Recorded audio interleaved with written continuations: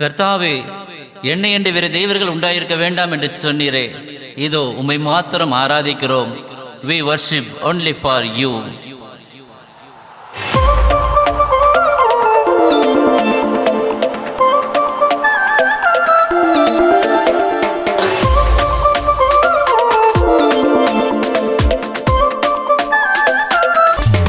உம்மை மட்டும் ஆராதிப்பேன் இயேசுவே. உம்மை அன்றி வேறே தேவன் இல்லையே. உம்மை மட்டும் ஆராதிப்பேன் இயேசுவே. உம்மை அன்றி வேறே தேவன் இல்லையே. மேலே வானத்திலும் கீழே பூமியிலும் கடல் ஆழத்திலும் உம்மை போல இல்லையே. மேலே யோசேப்பின் தேவனே, மொர்தெகாயின் தேவனே, உயர்த்தும் தேவனே,